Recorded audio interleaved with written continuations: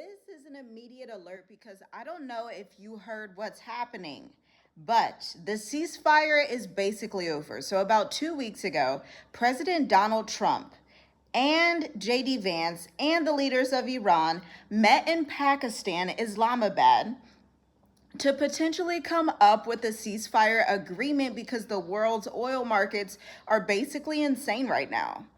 You need to listen to the end of this video because I want to tell you what's going to happen next. My family and I have been abroad for 6 years. We're entrepreneurs. We look at macroeconomics, and we have been correct so far in our analysis of this war because we told you a couple of weeks ago this ceasefire is not going to last long. So although oil prices are technically down right now, technically you could purchase a flight ticket for cheaper than it's been in the last month currently, but that's all about to change because I don't know if you heard, but the US just shot at a cargo ship in the Strait of Hormuz. This is literally breaking news. Iran is obviously not too happy about this because they feel like they own the strait, which I agree they do. It's on their side of the world. It's right by their country. So what is the US doing meddling in their area of the world? I believe this is the moment where a lot of chaos can break loose again. We saw the peace treaty. We knew that it would not last that long because Iran is not just going to back up and say, all right, the war is done. No, instead, Iran is mad. And President Donald Trump and JD Vance, the American government, American politics, the White House, they have said that they're going to have a second peace treaty meeting Tuesday, potentially going into Wednesday morning. But here's the issue. Iran's state media, the IRGC, has come out and said, actually, we don't have any plans for a peace treaty or some type of meeting. In fact, just a couple of weeks ago, Iran was putting out these videos and putting out these communications saying, we don't know what Trump is talking about. We are not signing any peace treaty unless America agrees to let the world trade for oil in yuan. Now, leave a comment down below. Why can America not let the world trade for oil in yuan? Well, I'll tell you, yuan is a Chinese currency. The petrodollar requires the dollar to be used for America to still remain the top of the world. But if people start having a petro yuan out there, then China's economy becomes the new reserve currency and becomes the new top dog in the world, which America cannot let happen. President Trump is not going to let that happen, which is why he's now threatening if the peace treaty doesn't go through. Now, according to Iran, as of right now, they're saying they're not even going to meet. So President Donald Trump and the folks could literally fly out there to Islamabad, Pakistan, talk with Pakistan, and then just be left hanging because Iran made it very clear. We have no more intentions of speaking to you on peaceful terms. We are not a part of this. They say America is the enemy. They say, listen, we do not want to negotiate with the enemy even further. We don't want to do any more. It's a waste of time. You're lying, you're manipulating your people. They're even citing in Iran saying, hey, you're manipulating the American people. They are all going to pass away and die if you were to come and send all of your troops on the ground. And listen, we have been so busy over here at Journey With Us. We are a global mobility company as well as a retention marketing company, consulting, and we just had 12 clients within the past 48 hours between the State of the Diaspora and the Mature Adult Intensive Sunday and Monday. So listen, the State of the Diaspora is over. I'm sorry to break it to you, but the clients, they're all ready. They got their curriculum. They asked their questions. It was a great group intensive coaching, strategy, consulting, hybrid container. It was fantastic. But if you have been on the fence and you've been watching this channel and you keep hearing about the State of the Diaspora and waiting, I'm sorry, but it's all gone. So your next opportunity is cohort 8 of the Mature Adult Intensive, especially if you want to leave America, but you also don't want to just be a tourist that's leaving America. You don't want to go somewhere and then leave every 30, 60, 90 days. In fact, you think it would be great if there's some kind of way to get residency that lasts for maybe like 10 years or 20 years renewable, or even 5 years, because 5 years is better than 1 year or 2 years. So go to www.journeywithusmovetoafrica.com/services to see what options are available to you on our enrollment guide. Now, you need to brace for impact here. I'm just going to be quite honest with you. What we have seen in the first phase of the war is only phase one of the war. We've been doing so many videos like this on our channel. I'll try to leave additional ones below. If you have not been keeping up, like, share, comment, and subscribe so that you do keep up. Turn on the bell notification. You can unsubscribe and resubscribe if you have not been getting notifications. Just search Journey with Us every day, because we create content every single day on these topics. But this is going to be phase two. Phase two is going to look a lot different. Oil has already spiked beyond what it could have ever been at without a war.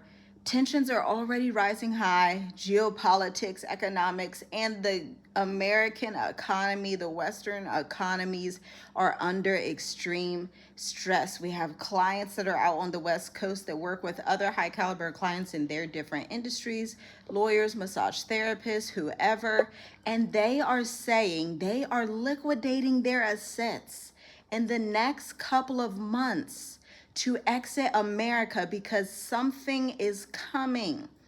And it shocked our clients, because our clients are like, oh, well, that kind of reminds us of what Journey with Us has been saying. And to hear these people saying it that are technically very wealthy and well-to-do and can obviously afford the higher rates of America, why are people who can afford the higher rates of America choosing to liquidate their assets and go somewhere else? Well, it's because they're wise.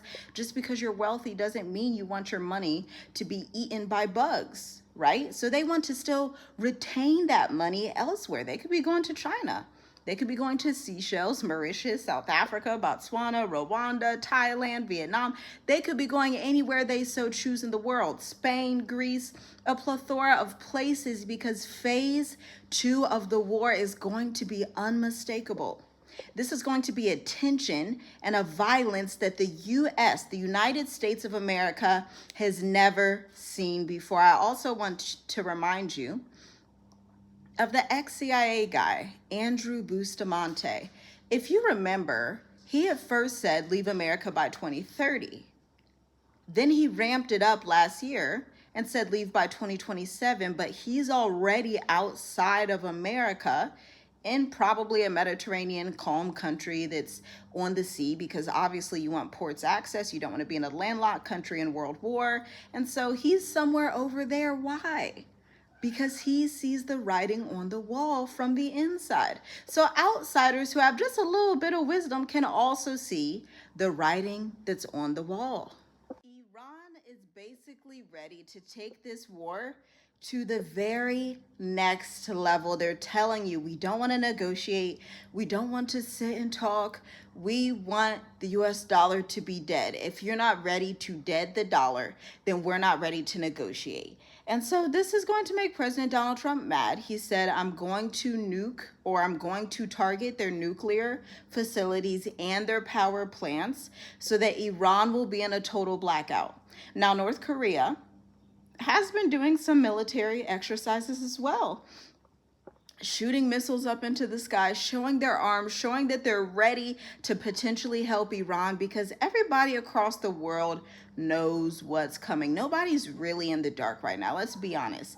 The Europeans, the Africans, the Asians, some Americans know. Americans tend to be a little bit not understanding of these things because we live on cloud nine, but everybody knows that world war is coming, that a change is happening, that the civilizations that used to be the top of command, the colonizers, their world, their favorite control factors are ending, mostly because of the Iranians and because of Israel's inability to stop trying to slaughter everybody that is in their vicinity. The nations are mad. The nations are roaring.